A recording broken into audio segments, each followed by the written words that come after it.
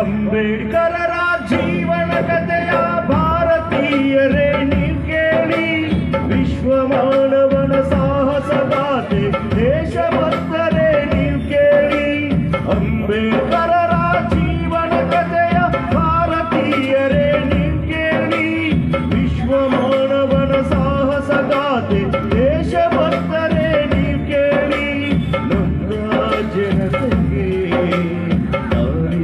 ತೋರಿದ ಬೆಂದ ಬಾಯಿಗೆ ಬೆಳಕು ನೀಡಿದ ಅಂಬೇಡ್ಕರರ ಜೀವನ ಕಥೆಯ ಭಾರತೀಯರೇ ನೀವು ಕೇಳಿ, ವಿಶ್ವ ಮಾನವನ ಸಾಹಸ ಗಾಥೆ ದೇಶಭಕ್ತರೇ ನೀವು ಕೇಳಿ.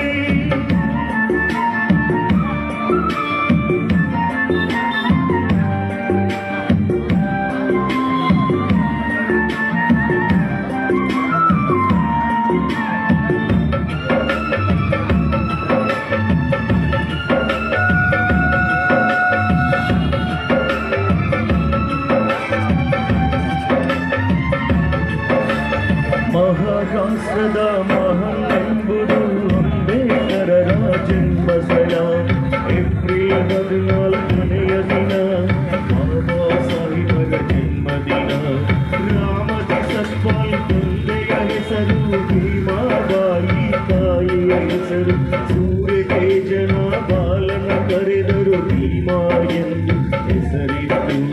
ಬೆಳೆಯುವ ಪೈರು ಮೊಳಕೆಯಲ್ಲಿಯೇ ಪ್ರತಿಭೆಯ ಮೆರೆದನ ಬಾಲಕನು, ಬಡತನದಲ್ಲಿಯೂ ಬೆಂದು ಬಂದನು ಪುಟ ಬಂಗಾರವು ತಾನಾಗಿ.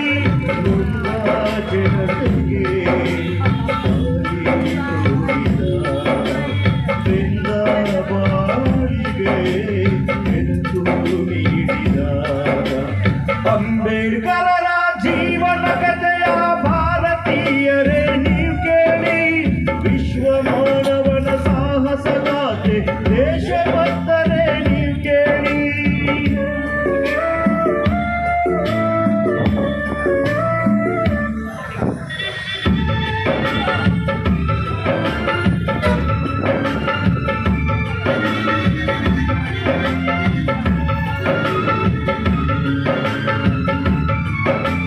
ಮನಗಳು ಕರಗಳು ನೀರನ್ನು ಕುಡಿಯುವ ಭೂತಾಯಿಗೆ ಸೇರಿದ ಕೆರೆಯಲ್ಲಿ ಭೀಮನು ನೀರನ್ನು ಕುಡಿಯಲು ಹೋದನು, ಸಾಧಿವಾದಿಗಳು ಬಿಡಲಿಲ್ಲ.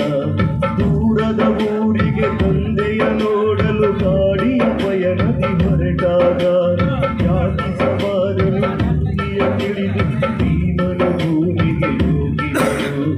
ಈ ಅನ್ಯಾಯವ ಕೊನೆಗಾಣಿಸುವ ದಾರಿಯ ಭೀಮನು ಯೋಚಿಸಿದ.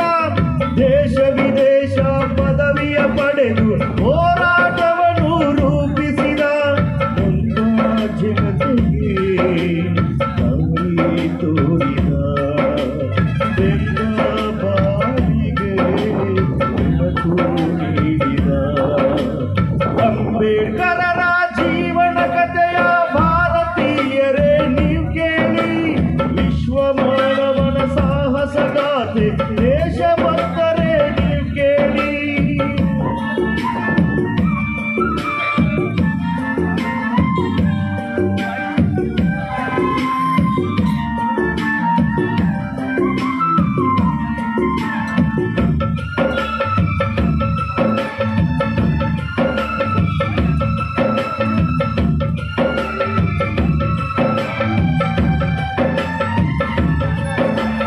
ಸಂವಿಧಾನವ ಬರೆದನು ಭೀಮ, ಸ್ವತಂತ್ರ ಭಾರತ ಹೊಗಳಿರಲು. ಅಸ್ಪೃಶ್ಯತೆಯ ತಡೆದನು ಭೀಮ, ಮತಾಂತರಗಳು ನಡುಗಿರಲು. ಜಾತಿ ವಿನಾಶಕ್ಕೆ ದಾರಿಯ ಎಂದು ಬೌದ್ಧ ಧರ್ಮವ ಸೇರಿದನು. ನವ ಸಮಾಜ ಕಟ್ಟುವ ಕನಸ ಜನಮನದಲ್ಲೂ ಬಿತ್ತಿದನು. 56ನೇ ಡಿಸೆಂಬರ್ 6 ಬೆಳಕು ಹಾರಿತು ಭೂಮಿಯಲ್ಲಿ. ದಲಿತ ಜನತೆಯು ತಬ್ಬಲಿಯಾಯಿತು ಬಾಬರ ಪರಿನಿರ್ವಾಣದಲ್ಲಿ.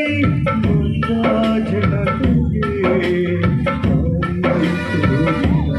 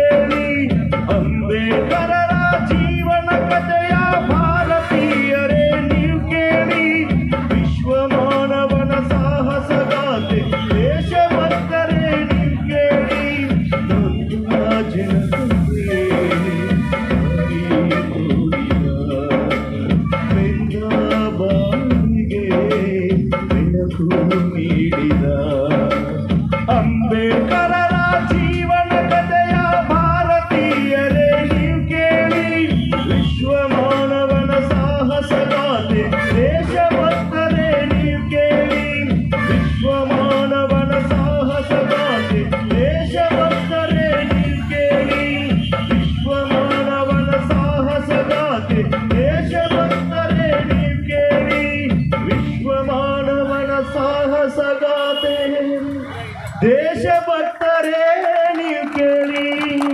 ಜೈ ಭೀಮ್.